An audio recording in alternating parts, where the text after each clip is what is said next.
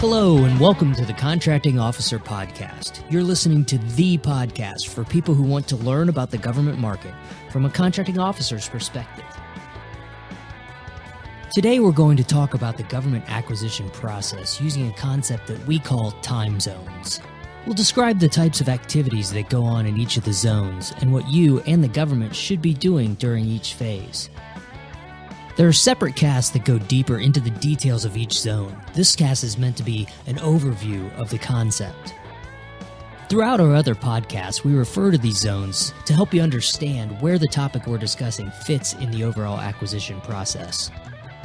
All right, let's get started. All right, Kevin, today we're going to talk about the time zones. This is the way you and I have referred to the different phases of the acquisition cycle in a way that's more easily relatable. There's 4 different zones. There's the requirement zone, the market research zone, the RFP zone, and the source selection zone. And that's in order from the beginning of I want to buy something to the end I've selected who I want to buy it from. So tell me a little bit about the requirement zone and where it all starts. In simple terms, this is what is the actual need.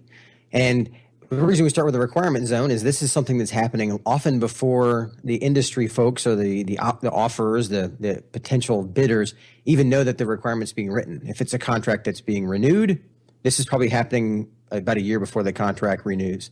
Or if it's a requirement that the RFP is going to come out next year, or it may be coming out next month. And let me tell you why. So the simplest way to think of this is it doesn't matter whether the contracting officer is buying a copier or they're buying an aircraft. These 4 time zones still apply. So in the copier example, the requirement is, well, we're going to need a copier because this one looks like it's dying. Okay, let's pull out the spec. Let's find out how are we going to buy this thing. Do some market research, look on GSA, eBuy, something like that. Do some market research to see, here's a small business that has it, or we're going to buy it at Staples, and you make that decision. Then they put out a bid, or they, depending on how the process goes, they may actually just put it on GSA and pick one. That's the RFP zone. And then there's a source selection where they say, okay, here are the 3 bids, and we're going to pick one. And they award the contract, off they go. Went through that really fast, right? Well, that same process applies if you're buying a F-22 fighter, except the requirements process takes a lot longer, a lot more pieces, a lot more players to check with.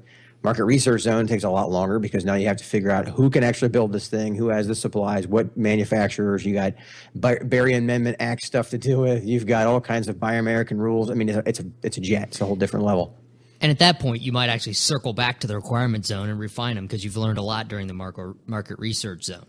Correct, exactly. Yeah. And then once you've laid out the market research, and that's where you decide, are you doing this as a small, no, I doubt it, as a jet, but you get the example. How is the acquisition strategy going to work? You're going to put out pre-solicitation notices, all that kind of stuff. And then you're going to have the RFP zone where the actual RFP goes out. And remember, in the copier example, it may have been a half an hour. I mean, they just went on eBay and said, here's eBay, and looked at 3 different options to pick from. Or they put out an RFB, and they gave people 2 days to respond. I mean, there's lots of different ways to do this. Well, on the fighter example, it could be 30 days, it could be 45 days, it could be 6 months, who knows? But it's a lot longer. And then, of course, the source selection zone is after all this is done, they evaluate the proposals and pick one.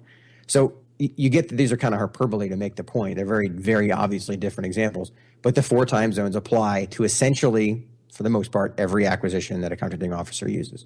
Right. So if I'm a small business owner, requirement zone is where I say, hey, I think I need something to solve a problem. Market research zone is where I'm tooling around on the internet and checking all the different sites from Amazon to anything else. Then I move on to the RFP zone where I'm actually comparing the prices or the specs between the different sites that I've narrowed down to as potential sources. And then the source selection zone is where I actually say, this is what I'm going to buy, and hit click. And so that same process applies. And I say this kind of tongue in cheek. This same process should apply when you're buying your goods, your services. And not everybody uses all these pieces. Sometimes they walk up and go, I like that, and buy it. So you notice they kind of skipped the requirement in the market research zone. But that's just how, human nature is what it is. But the government process, these time zones, we use this concept to lay out those 4 pieces. So throughout the podcasts, you're going to understand where are we in the overall process by what zone we're in. And that's why we're talking through this today. Exactly. And so we'll have a separate cast for each of these zones where we get much more in the details of each zone. But right now we're just going over the top level. How do I know which zone I'm in? So let's jump into the requirement zone and talk a little bit in just a little more detail about what's in the requirement zone. So this is where the government is drafting up the specification or deciding what they need and why. This is really where they're writing out the requirement of what they want to buy. They're building the contract requirement to see, well, how can we buy this? What's the acquisition strategy potentially going to be? Does industry know that this is coming up? How big is the contract going to be? Are we going to buy 1,000 or 5,000 of whatever units of whatever product this is? Is this going to be a 1-year contract or a 5-year contract? What's the definition of success on the contract? So let's say that telling stories helps this process a lot. So let's say that we're buying a helmet-mounted recording system. So that's a commercial item. You and I can buy those. However, depending on who you are, and by the way, what that means, a helmet-mounted recording system is a small device that goes on a, in this case, a special operations operator's helmet. So you literally can see in HD the stuff that they see. And so like GoPro on steroids. Exactly. Okay, that's a good example. So that's a real product, and they're out there, right? So the requirement would be, well, how light does it have to be? Does it have to be waterproof? How much shock absorption does it have to be? How big can it be? Does it have to? How does it fit on the helmet? Can it just be stapled? Not stapled. That's a bad example. Can it be glued on there? Does it have to be fit on the rails? There's all these different. That's part of the requirement. Now, keep in mind that you lay out. Okay, this is what I want it to do. You haven't looked into the market research zone yet to see what can industry do. You're saying what do I need? What is my actual requirement? Now, so we're going to move into the market research zone now, because once you've decided this is what I need, so going back to the helmet-mounted recording system, you need an HD system that is light, doesn't throw off the weight of the helmet, is probably waterproof, and is rugged, and is shock absorbent. So I make up those requirements, right? Now you know that. Now you do some market research. You put out an RFI. You post something on FedBizOps. You go to conferences. Your requirements folks, i.e. your program manager, and your users, they probably are looking at the internet. They're reading magazines. They know what is commercially available. They know what the art of the possible is. And you can say, okay, well, there are commercial items for this. There are a couple small businesses that make it. Maybe we can set this aside for a small business. And because we want to order 5,000 of them over the next 5 years, we need to make sure, can a small business actually manufacture 1,000 a year or 1,000 a month or whatever your requirement is. So you see how you have to see what can industry actually do. So when somebody asks me, well, should I respond to an RFI? The answer is, if this is something that you are targeting, then yes, because this is the kind of information that you don't want the government to guess. You don't want them to assume, oh yeah, small businesses can't do that. Well, if you can, this is your chance to tell them that you can. So this market research zone is a key factor, because they make the decision on everything. They make a decision on everything from whether or not it'll be a commercial acquisition, a contract type, how long the contract will actually be, how important will past performance be, will be relatively more important than price. Will they do a lowest price technically acceptable, because this is a commodity that 20 companies can make. So all of those decisions are influenced there in the market research zone.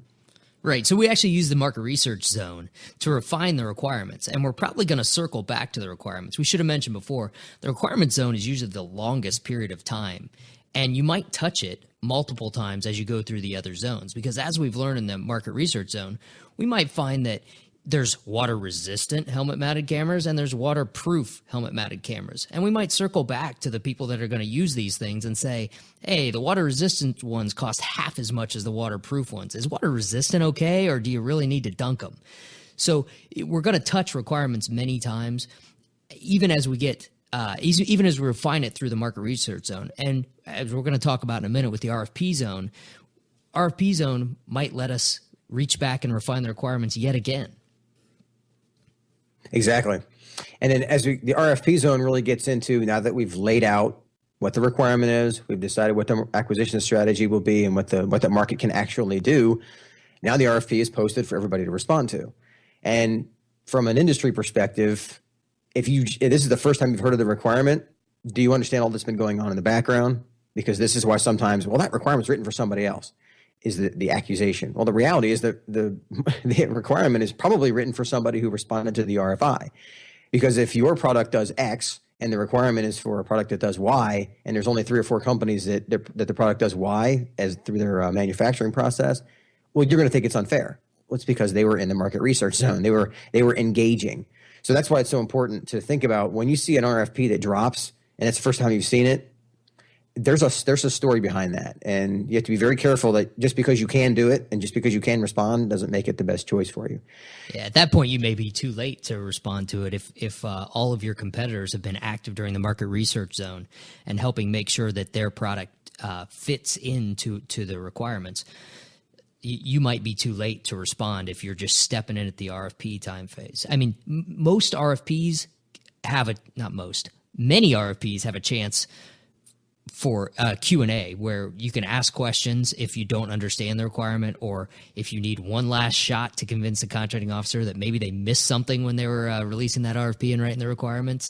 But it doesn't really have to have a Q&A, and it's off that by that point it's very likely too late to make a major change. If you're out, you're out by then.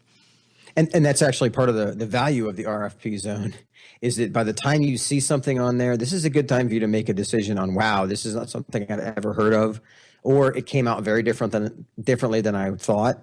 Therefore, I'm not very competitive for it. And it's a really good time to decide to walk away. That's a tangent, though. That's a whole different topic. So from the RFP zone of what's happening from a contracting officer's perspective, now you've kind of gone public. Now all of the questions count. Now there's a situation where only the contracting officer is talking to industry. And the reason for that is we've decided this is how we're going to compete this. If we change anything in this process, we have to formally amend the solicitation.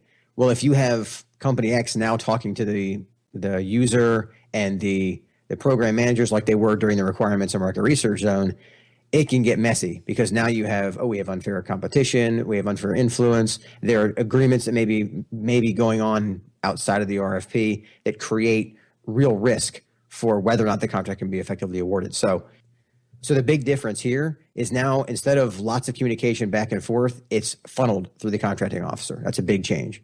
Right. So if you have to issue an RFP amendment, what that means, the offers are already writing their proposals. So if you have to issue an amendment, you usually have to extend the time period to deliver the proposals, the proposal due date. So depending on the magnitude of the change, you may have to give another 10 days, another 15 days, another 30 days if you make a major change to the RFP. So you're really extending the time it takes you to complete the acquisition and adding to the costs that the bidders are expending in responding to it.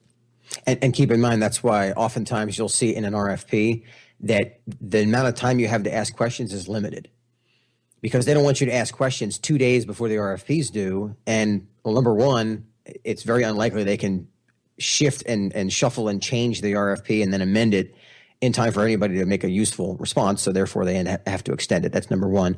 But number two is, even if you got your answer 2 days before the proposal's due, you may not be able to adjust your course and answer the new, basically adjust your course based on what that answer may be. So you have to be very careful that don't wait until day 25 of a 30-day cycle to actually ask your questions. So in order to offset that, contracting officers will often say, you have 10 days to ask questions. After that, we may or may not get to them. Because to be fair, they're trying to get through this process. They're trying to award contracts. They're not in the business of having RFPs drag on for 6 months or a year if they can help it.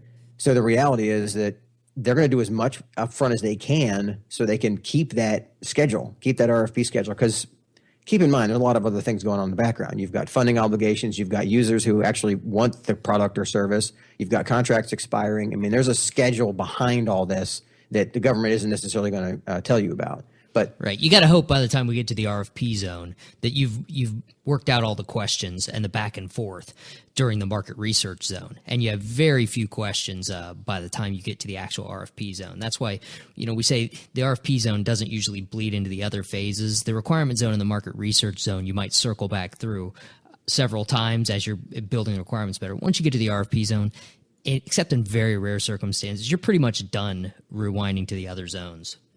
All right, so let's talk about we've released the RFP. It's out on the street, Proposals come in, so now we've entered the source selection zone.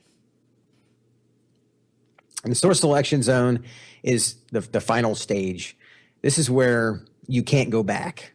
The reason that's important to understand is that an interesting thing, we talked about the 80-20 rule in government contracts. The 80% of the 80-20 rule in government contracts is the process. Well, the source selection zone is, okay, the process is now finite. Everything that we laid out during the first three phases, we can't change anything anymore. We can't go back and say, oh yeah, when we said water resistant, but we really wanted waterproof. You can't do that at this stage. You can't say, well, we wanted a 3-year contract, but we're going to award a 5-year contract. You can't do that. It's like all of those things, and that's a unique feature of government contracts, is that you can't go back into the RFP zone after you're in source selection. So now you have to award a contract based on what you actually competed. Right. So this is the scary part for the bidders, where you just sit back and bite your nails because proposals go into the black box. The government stops communicating and talking about it at all. And you just have to sit back and wait for the award announcement. Correct. And it's stressful on both sides, because now the perception on the government side is we're just waiting for everybody to protest every single thing that I come up with here.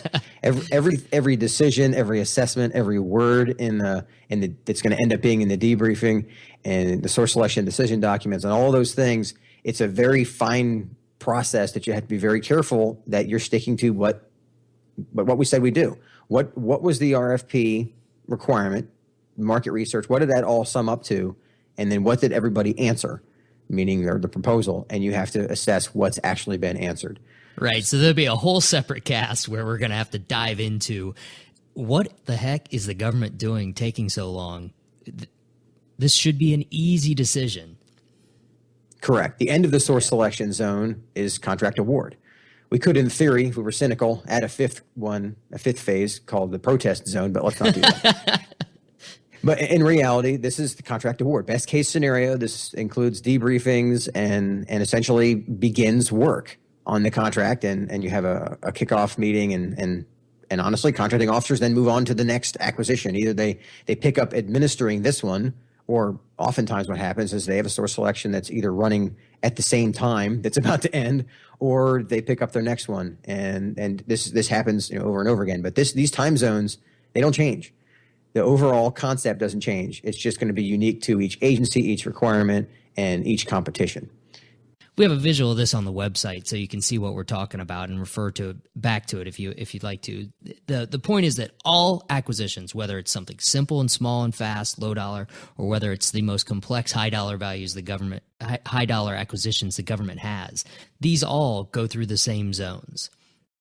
So once again, time zones are the way that Kevin and I have referred to the different phases of the acquisition cycle. There's the requirement zone, the market research zone, the RFP zone, and the source selection zone. There's separate casts diving deep into the details of each zone, but for now, I think we've summed it up well. So thanks, Kevin, and we'll talk again soon. Thanks.